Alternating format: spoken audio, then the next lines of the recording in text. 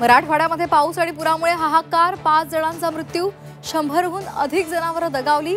75 महसूल मंडळामध्ये अतिवृष्टीमुळे शेतकऱ्यांच्या स्वप्नांचा चिखल।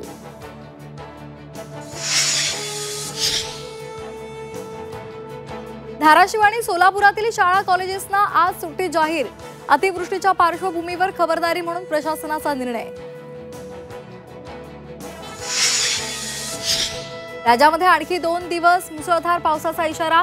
मराठवाड्यामध्ये अतिमुसळधार पावसाची शक्यता, तर पुणे, अहिल्यानगर आणि सोलापुरातही धो-धो बरसणार।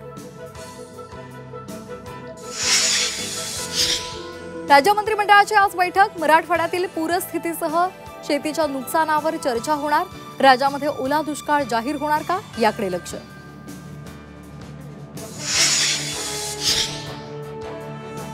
शनी शिंगणापुरातील शनेश्वर देवस्थान ट्रस्ट बरखास्त। आता अहिल्यानगरचे जिल्हाधिकारी प्रशासक म्हणून कारभार पाहणार।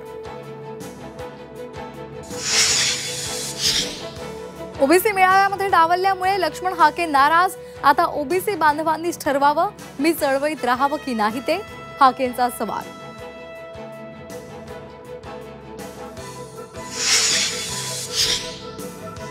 मनसेनं हकालपट्टी केलेल्या वैभव खेडेकरांचा आज भाजपमध्ये प्रवेश। रत्नागिरीतील शेकडो कार्यकर्त्यांसह प्रवेश करणार। भाजप प्रदेशाध्यक्ष रवींद्र चव्हाण यांच्या उपस्थितीमध्ये प्रवेश होणार। राज्यामध्ये 20 नवे जिल्हे आणि 81 तालुके निर्मितीचा प्रस्ताव। महसूल मंत्री चंद्रशेखर बावनकुळे यांची माहिती। सोने आणि चांदीच्या दराचा नवा उच्चांक। सोनं 2200 तर चांदी 4300 रुपयांनी महागली। वर्षभरात सोन्याच्या दरात तब्बल 47% वाढ।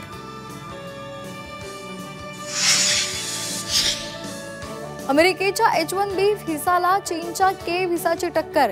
जगभरातील कुशल कामगारांसह व्यावसायिकांना देशात येण्याची साथ।